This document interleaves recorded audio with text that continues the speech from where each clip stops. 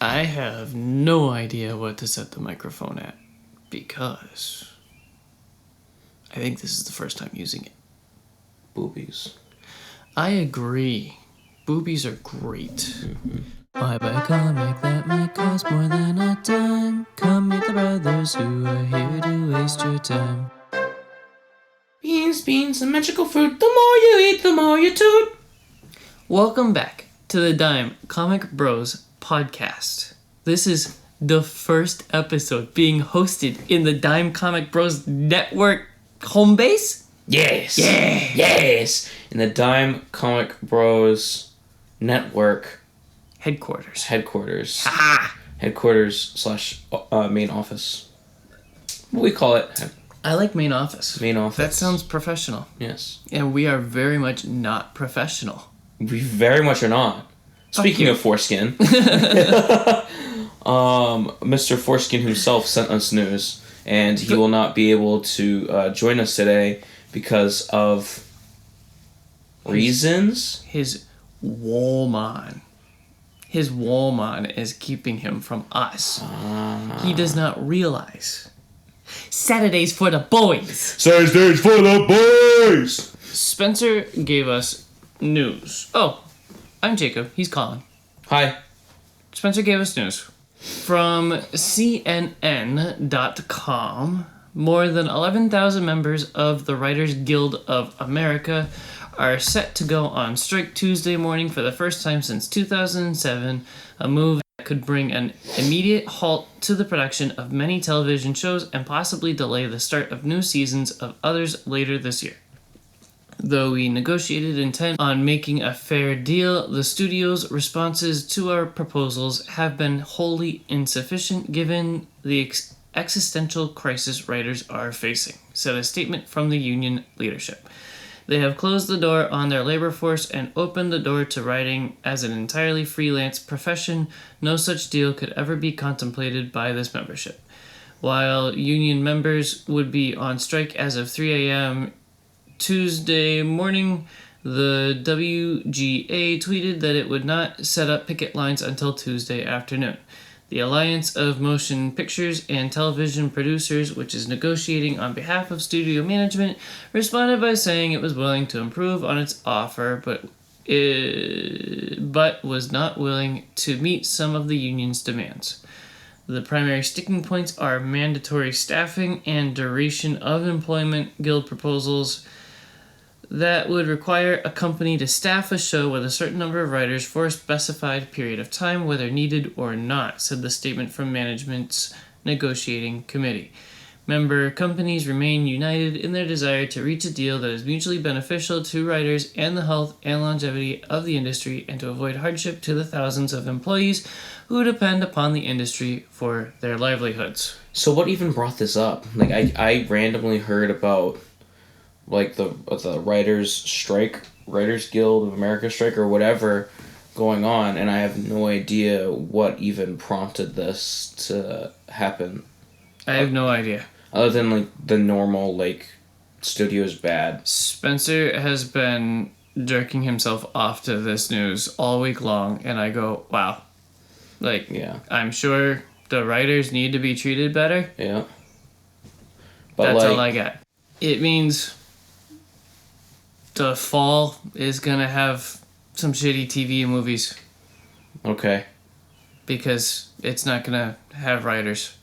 Because I forget what movies specifically, but you can pull up like certain movies from the last strike, and it's like, this is dog shit because of the last strike. And it's like, that kind of bothers me because the movies were still made without the writers and just pushed out and wasted ideas because it didn't have a writer. So it's almost like writers' strikes don't mean shit because they'll just get the movie out anyway. Right. They'll just hire another writer whether they're shitty or not. Not all writers are on the strike. Some of them are like, I need money. Yep. So I don't know. Yeah, I don't know. This sucks, for sure. But like, I have no knowledge of what's going on. And I almost wish we didn't talk about this because Spencer seems like the only one who knows what's going on about this. I agree. No notes. We didn't gloss over it like Spencer asked us to. Wow. Yeah, no. I'm skipping one of the news because I don't want to do a long one. And it's about X-Men, so I don't really care. That's like your kind of thing. Yeah, that's your kind of thing. So I'm going to go to the next one, and then you go back to You're that. a cock and bull. From EW.com, Netflix has renewed Sweet Tooth for the third and final season. The fantasy series, which follows human-animal hybrids Gus and Shepard, I'm going to say Shepard, as they adventure through a post-apocalyptic world, will return for a final send-off in 2024, the streaming service announced Wednesday. Its next installment has already been filmed in New Zealand. Series creator, showrunner, and executive producer Jim Mickle previewed the pair's forthcoming journey while speaking with Netflix's Tudum. There's a lot of fucking things I don't know what's being said.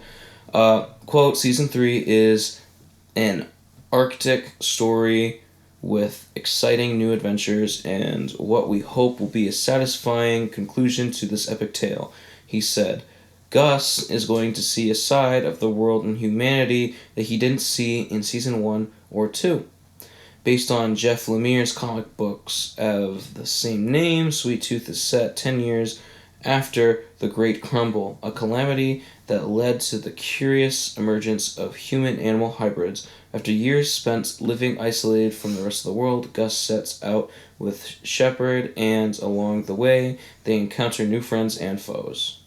Cool. I have not watched either seasons. I literally thought it had one season and then got canceled because I never heard anything of it again. We definitely covered the announcement of Season 2. And I said, I don't care.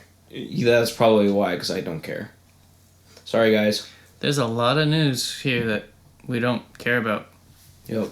Maybe we should stop doing the news.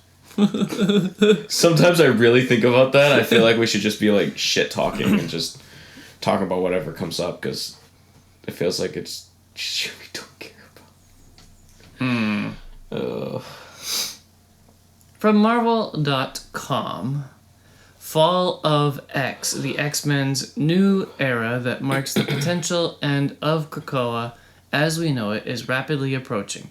Over the last few weeks, fans have learned about some of the exciting new series that will launch during this dark new age of mutant kind, but one has remained shrouded in mystery until now. This August, X-Men visionary Louise Simonson,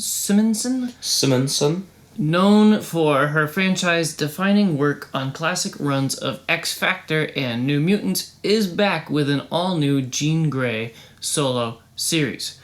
Fall of X will officially kick off in July's X-Men Hellfire Gala #1, where epic tragedy will strike and mutant kind's future will spiral into uncertainty.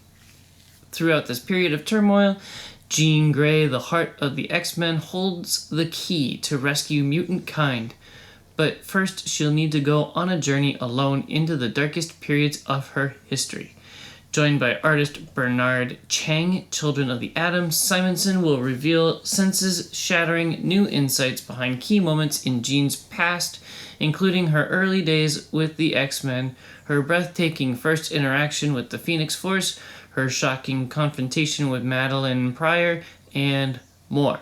Each chapter will be packed with heartbreaking secrets and pulse-pounding mystery as Jean discovers the truth of what's happening and what she must do. From the ashes of Jean's past comes the only hope for the X-Men's salvation. After the events of the Hellfire Gala, Jean's life is in shambles. Mutant kind is in dire straits, and there's nothing this founding X-Man can do. She'll have to save herself first, and that means looking into her past. We already read I loved writing X-Factor, and Jean was a pivotal part of those stories, from the escape from her Phoenix-created cocoon to her life and death battle with the Goblin Queen in Inferno. So it's really exciting to explore Jean's part in this new mega adventure, Simonson shared. This is exciting. I've seen a lot of the covers and like teaser art for Hellfire Gala, and it looks amazing. A lot of the new characters have like really nice new outfits, But it's all like part of that huge Hickman X-Men changing shake-up storyline and Krakoa and stuff, which I'm trying to like get into. I'm all the way back at the beginning. So this will be nice in a couple of years when I finally catch up and have read everything. Nice cock, bro. It's been a long time since we've had a nice cock. Nice cock. Nice cock.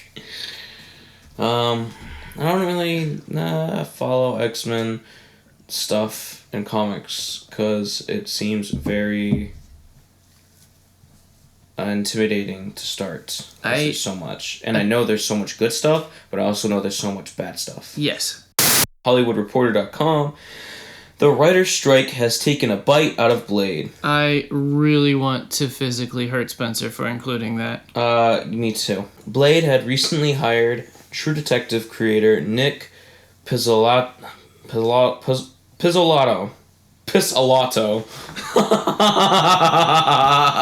Oh, these names, man, I can't help it.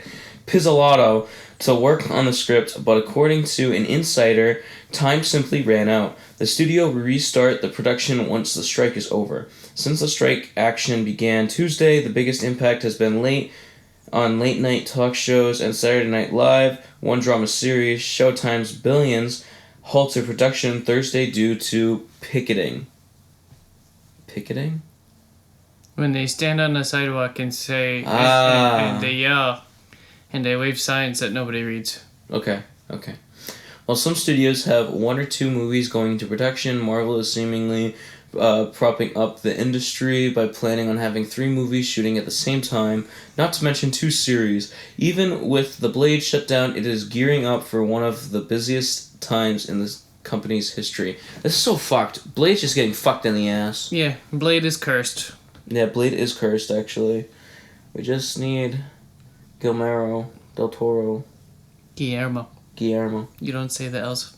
I know. I don't know why I keep doing that first. Guillermo. Once I hear it, then I can say it. Guillermo. Guillermo del Toro! My other dad. Yeah, Blade's cursed. This is fun. That news sentiment made sense, but we had to have the other news to be like, what the fuck is a writer's strike? But even that wasn't even answered. It's just the effects of the writer's strike. It's not the cause. Yeah. Wow. Ooh, one more news product and we can get out of here. Holy shit. Can we not read this? I'm gonna take over the news, I swear. Please, because I don't want to... Can we skip this? Can we not talk about this, please? Brand new. So, I'm trying to read. I'm trying to summarize. Okay, fine, Dad. Alright, DC is revealing 3 brand new titles that will be under the new Golden Age banner spearheaded by superstar writer Jeff Johns.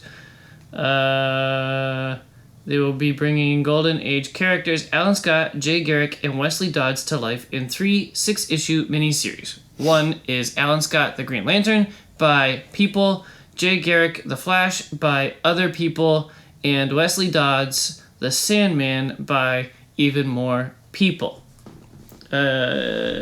It's long past time that the heroes of the Justice Society had their own titles again, said Jeff Johns. At the same time, they had to be special, important, and emotional stories, each one exploring character, revealing secrets, and introducing new heroes and villains to the DC universe. Alan Scott, the Green Lantern, will be Alan Scott's first solo title since 1949. Through a twist in the timeline, Alan Scott revisits and recontextualizes the origins of the first Green Lantern through the lens of our modern understanding of the man. The story, which begins in the 30s, is about an old flame, the kind that burns eternal, and the sometimes head-on single-track collision of our personal and professional lives. This is Alan's coming of age, in which he must embrace the man he is to become the hero he's meant to be. I was really hoping for exciting story points, but it's all character shit. Jay Garrick, the Flash, is about how difficult it is being a parent, especially when your kid is a speedster. Jay Garrick has been reunited with his long-lost daughter, Judy, but figuring out how to connect with her is proving to be difficult. They'll need to work to find common ground when a mission that started in Jay's early days as the Flash comes roaring to today, but will the Flash and the Boom be able to thwart a plan that's been in the work for decades? Dun dun dun. Wesley Dodds the Sandman shows the titular character as a pacifist. He sucks pacifiers. Big baby. He likes the titty. Me too. Me too. Me too.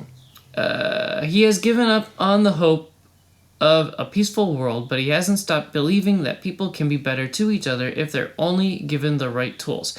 Possessing a scientist's optimism and romanticism, he is convinced that humanity can invent cures for its own ills. Having learned about the battlefield horrors of World War I from his father, he sought to create a sleep gas that would allow for humane, quote-unquote, warfare. During his research, he recorded all of his attempts in his science journal, even those with horrible, deadly consequences, swearing to never show them to the world. Now his journal has been stolen, and he must find the culprit and stop them before his deadly misinventions fall into the arsenals of the belligerent nations, threatening to pull the United States into the next World War. Wow. I am glad DC is going back to the Golden Age characters. This is good. Just good. The descriptions are a bit rough, though. I want these to be sold to me, and it's like, oh my gosh, character development. But And I don't care. I don't care. I want good stories. I want to be excited. Like the Sandman one sounds cool. It sounds a little bit dumb. Hey, I don't want the world to know about this, so I'm gonna write it all down and hope to never show anybody, and then it gets stolen. Holy shit! But the story still sounds fun. And so we move on. From the news to visions. Yes. Which I need to pull up the synopsis. That's what I'm working on too. So I recently watched season 1 again. Oh. Okay, so the first episode is Sith. I forgot to say, that is the end of the news. That is the end of the news. That is, a staple for us. Yes.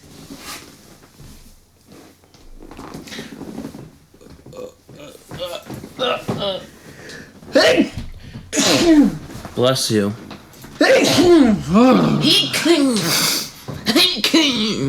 Nose cubbies. Alright. Season 2, episode 1. We're talking about episode 1 and 2 today of season 2. No, I was about to explain that we're going to be doing 2 episode sections until the end of season 2. Yes. And hopefully that brings us right up to Secret Invasion, I think is the next thing. Mayhaps. We'll find out. But, of course, Spencer isn't here to talk about probably the 2 best episodes of this season. Right. Except for maybe next week. Don't. Oh, he's no not here. spoilers. What do you mean? No spoilers about the rest of the season. I just watched said ahead. I am fine.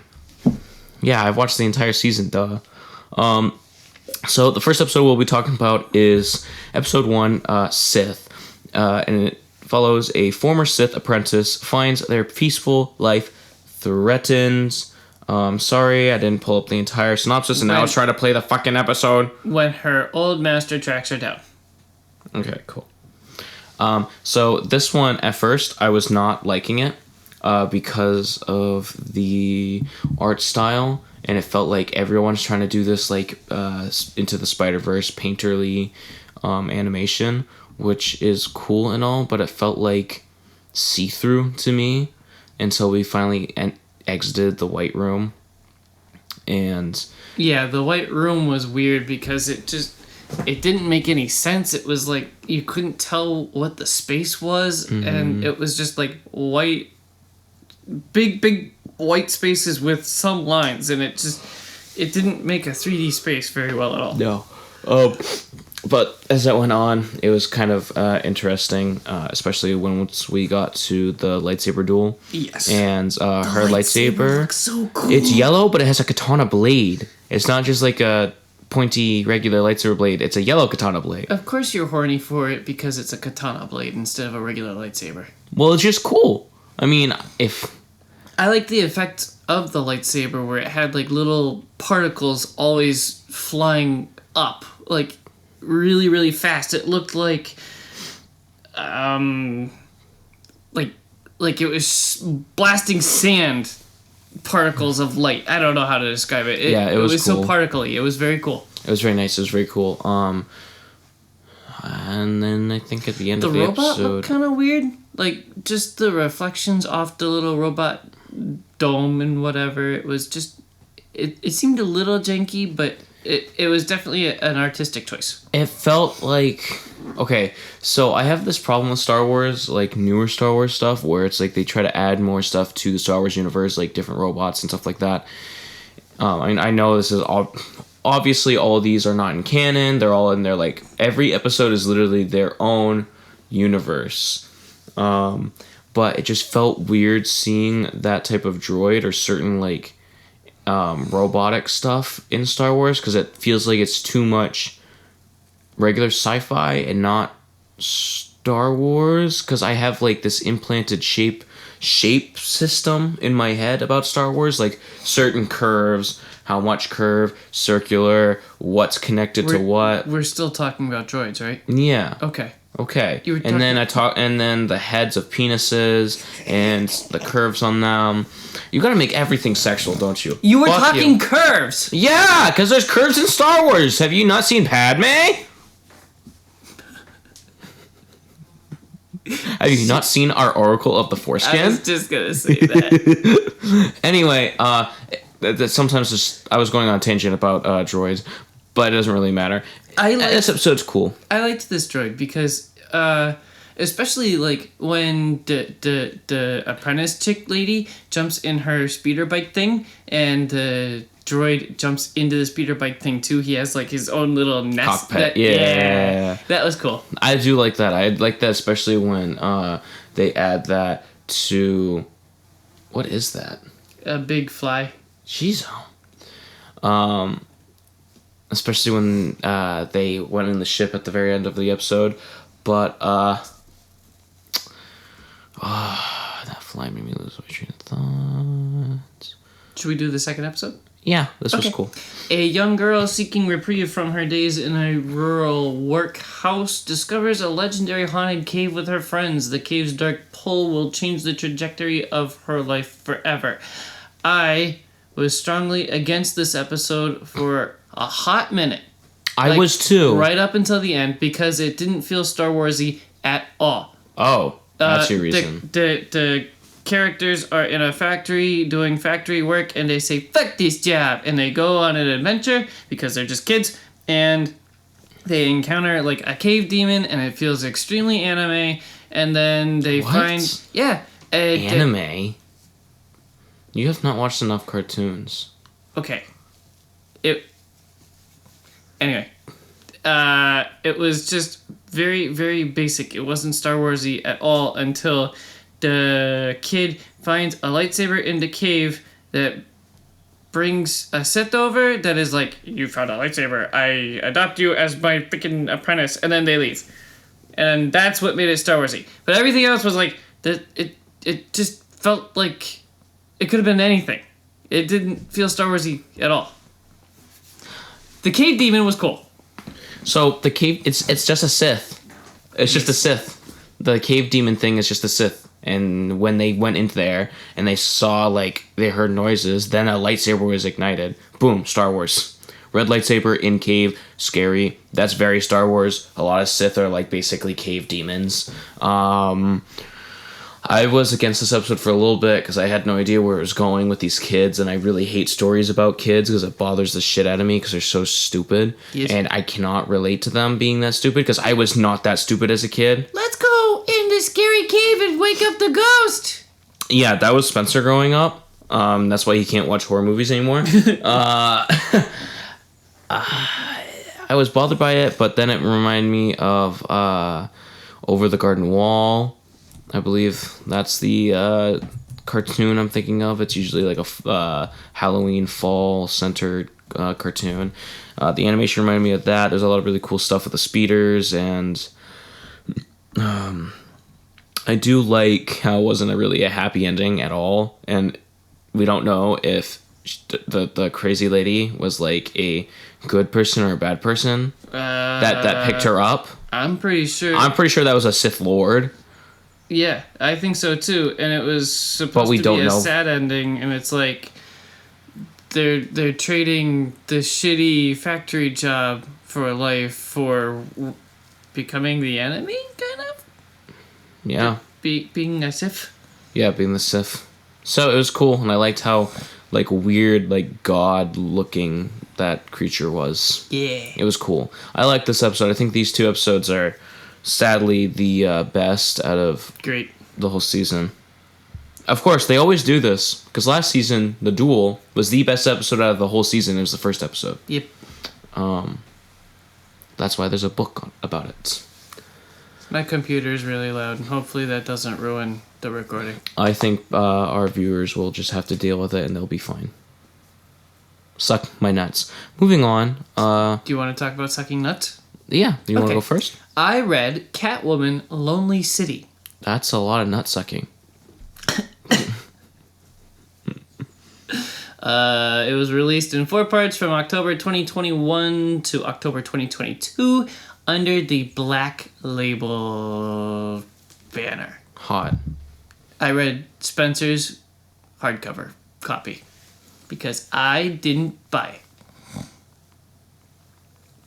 It is written by people and stuff. By Spencer and his hallucination of older women. Yep. Mm-hmm. Because he needs moms. It is written and arted and even lettered by Cliff Chiang. Wow. Catwoman is in her mid-50s, and she gets out of jail, and she has to settle back into life outside of prison because she's been in prison for a long time, and there's things that happened right before she went into prison that really messed her up, and she has to I don't know.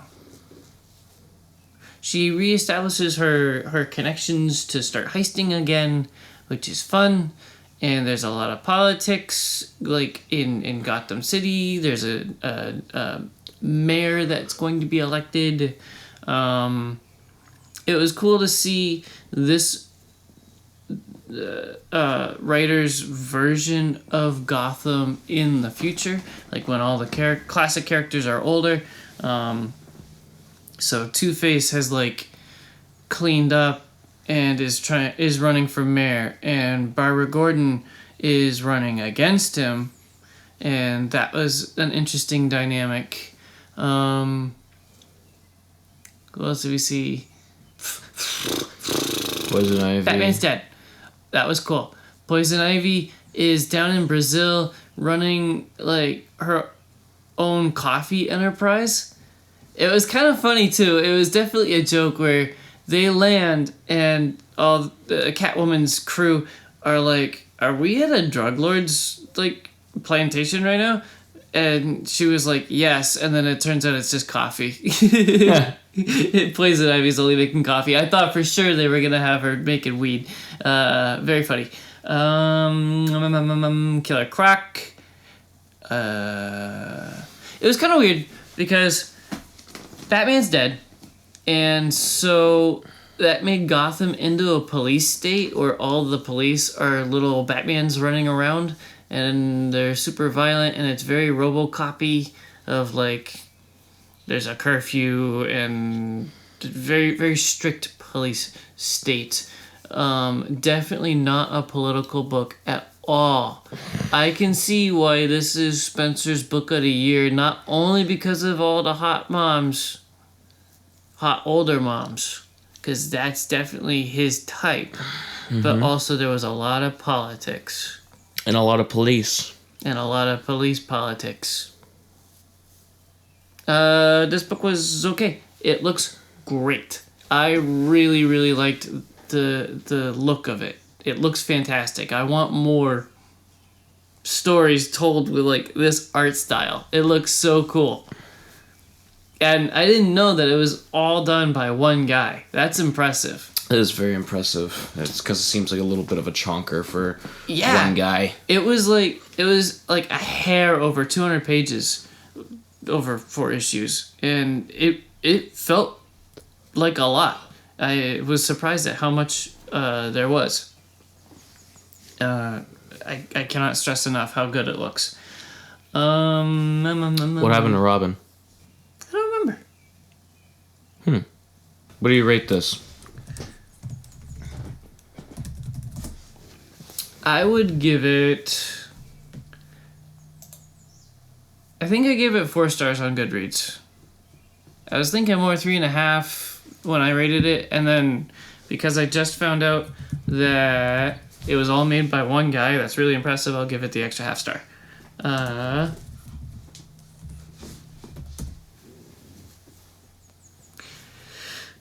MSRP is $30 on this hardcover. And I got it for free because I borrowed it from Spencer. I would advise 20 or 25. I don't know. A slight sale. I don't know. I feel like... No, wait. I would buy it for myself at a slight sale. That's what I'm saying. I feel like you are the dime comic bro. You've said this before. And you need to... Yeah, and I'm going to say it again. And you have to find a deal. You just really don't like to... No, this wasn't my book of the year. It didn't have me going like, wow, this is so good. It was just, it's good. I don't think I'm ever even going to read it. Why? This doesn't entice me at all. Intriguing. It was definitely different from the usual stuff. There's nothing really like it. No, I don't think it's going to be bad. I just feel like it's going to be wasting my time because it's not going to do anything for me. It was nicely unique. I can see why it was Spencer's book of the year. I also can see why. Because Poison Ivy, mommy. That and all the politicking. That too. So I read a comic called Kaya, Volume 1. And it follows a young girl with a magic arm and a fighting spirit tasked with delivering her half-brother to a faraway, safe harbor. There, he's destined to find the answer to overthrowing the all-powerful empire that destroyed their home. So, the first issue, the prologue at least, opens up with them going through the desert and a monologue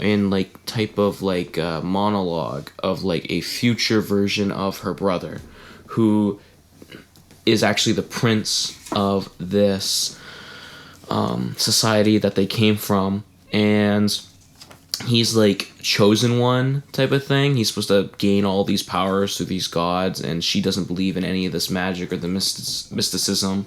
All she knows is that her land and her people were all killed by these giant robot race type things, and they're trying to take over the world and blah blah blah. And then they catch up with one of her old love interests. His name's Seth the Lizard, and they go on this adventure to kill this giant monster to get money from it so they can have food. And he is also betrothed to a princess because he is the nephew of a queen, and they want to join the two countries together, and so they do all this. I'm being simple about this because I know I go way too in depth about comics when I review them. So this book, really fucking good. there's a lot of character development. There's a lot of like cringe moments that are like good because they're realistic to like how characters like how people react to things or like conversations. The emotions feel real. The art style is so good. I don't even know how to explain it. It's like this kind of cartoony. It reminds me of the art style I tried to go for when I was doing some of my old comic stuff in high school, but it was painterly. Like what they did, it feels like painterly and more well-rounded in what it did. Do you mean something specific when you say painterly or just painted? It's like it's not painted. It's definitely got paint in it somewhere. That's what it feels like. It's kind of like some things are meshed in. I don't know how to explain it. A blend of art styles? Yeah, that's better. I'm not good at explaining shit like that. It's kind of like Adventure Time, but like painted. It's like you did you watch Adventure Time at all? No. But I've seen... Have you seen the title cards? Have you seen the title cards for episodes? No. Okay, hold on. Let me pull this up. Because it reminds me of that. Stupid birds. Kind of reminds me of something like that. Like it's just it feels painted in a way. That looks really cool. Yeah, the title cards are really fucking cool, and it reminds me of this. It's not exactly like that, but it reminds me of this. And these are all like the title cards for Adventure Time. Okay. So it's really good.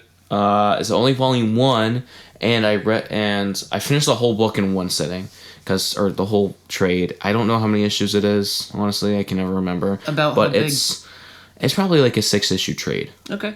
That's what I'm assuming. It was like $15, I believe, like regular trade price and everything. And at the very end, it says, Volume 2 coming of fall 2023. I'm pretty sure. I think it's 2023 and not 2024. I'm pretty sure it says 2023. Okay. And I got pissed off because I wanted more. But also, like, I've never heard about this comic anywhere. I don't know how it got like pushed in my face. It was just like there. Weird. At Jetpack, where I got it from. And I was like, "Ooh, that looks really cool," because it was on a shelf somewhere, and I don't know how. I've never seen any advertisement for it at all. This wasn't the one that somebody suggested to you at Free Comic Book Day? Nope. Okay. I haven't even checked that one out yet. You suck. I've been busy trying to do shit for this. You suck big balls. You suck big balls. Do you know who else sucks big balls? Our patrons? Yes. Yes. Jeff Loretz and Caitlin suck big balls. They went over to patreon.com/dimecomicbros network and signed up under one of the 4 tiers they found there. They get all kinds of cool perks, like stickers mailed to them often-ish. But they also get, like, free artwork. Well, they get artwork from Collin. By paying to be a patron. You just gotta stick in that I work for money. I don't sell my body for free. Well, because they don't get free stickers. That's a bad advertisement. Collin doesn't. I don't do things for free. Collin doesn't do the sex for free. I don't. He has to get paid for it. I do, actually. So anyway, they also get access to our very special patron exclusive after show. Happy hour. Yes, Dime Comic Bros happy hour that we record after almost every episode, where we crack open a beer or pour another pot of coffee or anything. We drink liquid.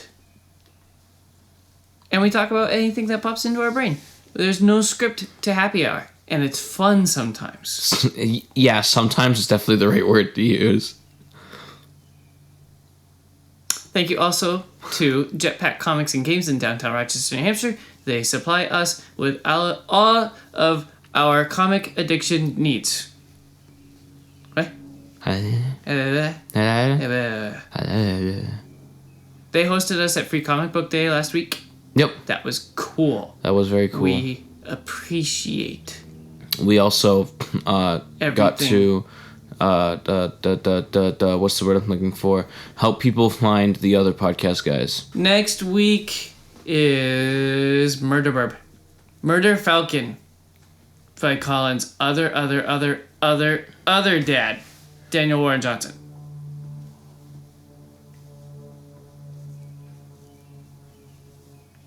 Yep. My other dad. I think I did 6, but okay. There's only like 5 artists that I really care about. There was somebody earlier in the episode today that you called your dad. Not today. It's true. Not an episode today. Yes. No. Yes. Matt. Daniel Warren Johnson. Mike Vignola. Your actual dad. The actual Big Daddy. No, Big Daddy no. Mike. Your actual dad in real life. Yes. Oh. He falls on the list of one of your dads. Oh, yeah. You're my dad. Am I though? I'm your dad. Oh. And Spencer's my dad. Yep. He's our dad. Well. He's your dad. He's the dad that He's your... I'm most likely to tell to fuck off. Fuck you, Dad. I do what I want. I tell my dad to eat my butt. And then I get punted.